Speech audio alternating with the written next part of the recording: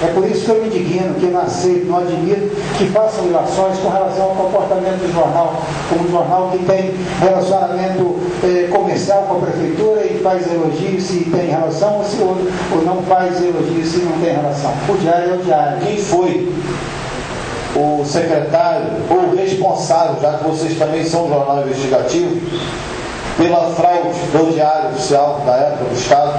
O senhor sabe dizer? Se existe um local onde essa fraude poderia ser feita, se é que houve a fraude, seria na Secretaria de Administração ou no setor da administração, que é o setor de licitação. O secretário de administração na época era o Carlos Eduardo, porque eu vinha tendo uma vida muito difícil, porque ele era um secretário incompetente, preguiçoso, não trabalhava, chegava meio-dia para trabalhar, saía 6, 7 horas da noite, enquanto esse processo lá demorava 2, 3 meses para sair de lá. Então, você tinha um processo de compra de um evento que tinha que acontecer, o processo não andava, estava sempre faltando uma coisa, não foi feita a cotação, então o setor de licitação não funcionou nesse período em que eu dependia da administração funcionando a favor do governo. O senhor sabe se na época foi tomada alguma providência pelo senhor, seu prefeito, no que se refere a essa questão do Diário Oficial? Eu soube dessa questão do Diário Oficial do Estado falso ainda antes de sair na matéria do Teresópolis Jornal. Eu fui chamado pelo Antônio Geraldo para dar uma passadinha na Procuradoria, porque ele tinha um assunto que queria falar comigo. E eu passei por lá e ele me mostrou um processo que estava na mesa dele. Eu olhei, não encontrei nada ali. Eu disse, mas o que tem aqui? Ele falou assim, tem fraude nesse processo. Esse Diário Oficial aqui do Estado é falso. Quem? O Antônio Geraldo falou para mim. Isso é uma montagem que foi feita na administração. Eu disse para ele da minha preocupação, porque quando eu venho aqui a essa casa para falar de fraude no Diário Oficial do Estado, eu não sei onde é feito, eu não sei nem onde é a imprensa oficial do Estado, eu sei que é no Rio de Janeiro. Eu não tenho que dar satisfação sobre isso. Eu não trabalho na licitação da prefeitura, muito menos na administração. Mas querem me ligar, o Diário de Teresópolis, o Diário Oficial do município de Teresópolis, ao Diário Oficial do Estado. Deixa eu explicar. Na verdade, o que nós estamos querendo aqui é esclarecer fatos. Então, se o senhor sabe ou não.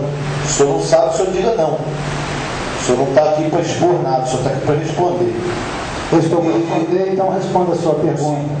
Concluindo a minha conversa com o Antônio Geraldo, eu, na saída ali, eu mostrei pela minha preocupação, porque certamente me falariam que o diário tem a ver com isso. Eu sou gráfico, eu faço jornal, eu faço imprensa, não esse tipo de jornal, esse tipo de diário oficial que é feito hoje em computador.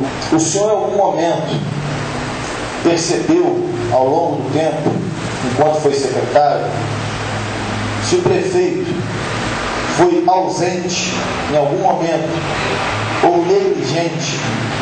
O prefeito é uma decepção para quase a unanimidade da cidade. Então, essa decepção que ele me provocou e me fez, inclusive, deixar o governo, é a decepção que as ruas têm dele. E certamente que ele não cumpre as promessas de campanha e não cumpre o que promete até ao longo do seu dia a dia no governo. Mas é uma avaliação política, não tem como precisar se ele é realmente ausente ou não.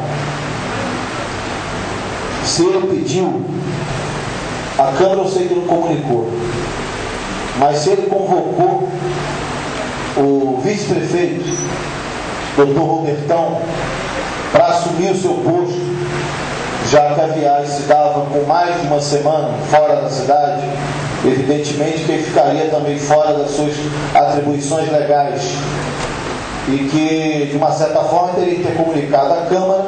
Isso não foi feito. E o senhor sabe, eu tomou conhecimento, já que isso é uma decisão interna, se ele convocou o vice-prefeito para assumir o seu posto a partir dessa viagem? Eu não tomei conhecimento de que ele tenha convocado o vice-prefeito ou coisa assim, não.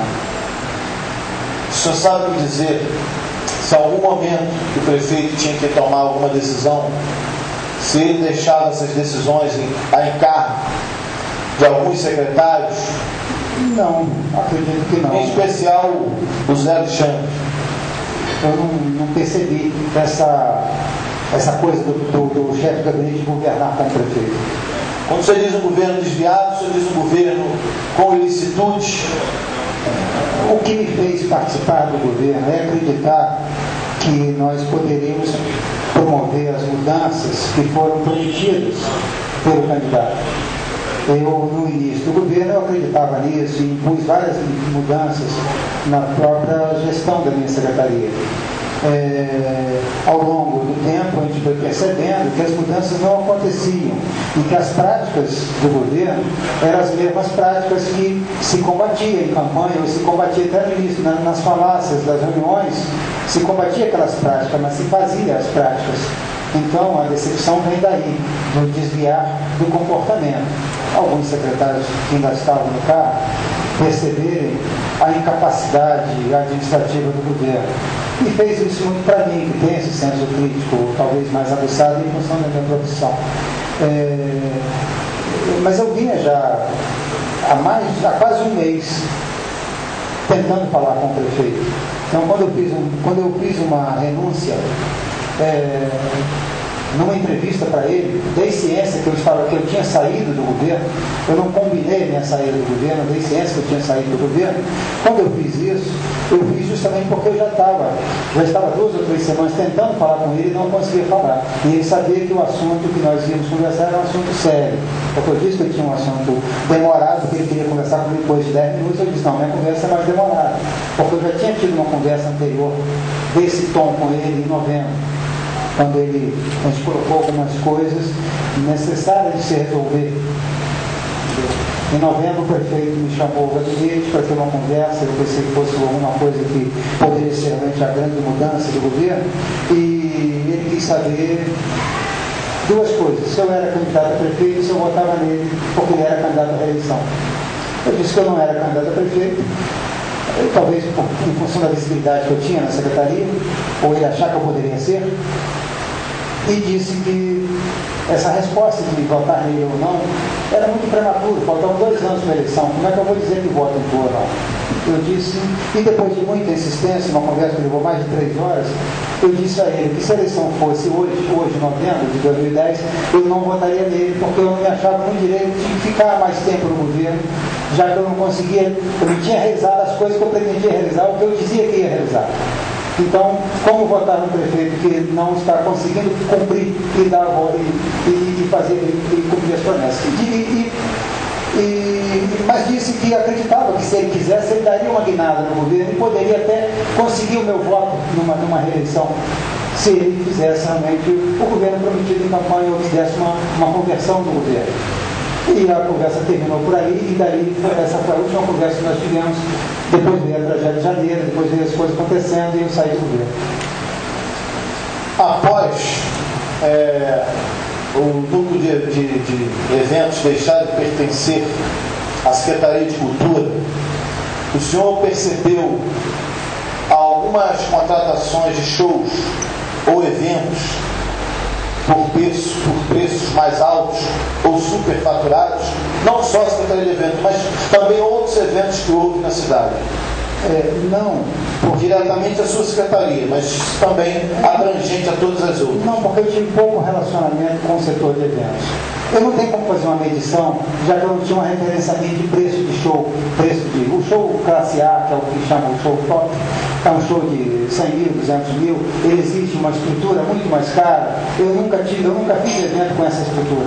Então eu não podia dizer se pagar 100 mil, 200 mil para um fornecedor era barato ou não. Eu sabia que essas contratações ao vivo que é publicado no jornal, mas eu não tinha esse conhecimento. Eu trouxe mais de 6 secretários.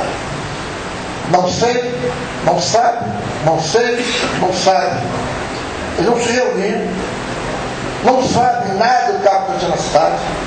Se o governo vai mal, vai mal, porque eu também sou péssimo secretário. Então, o senhor diz que são os melhores secretários. E aqui, nenhum deles sabe nada.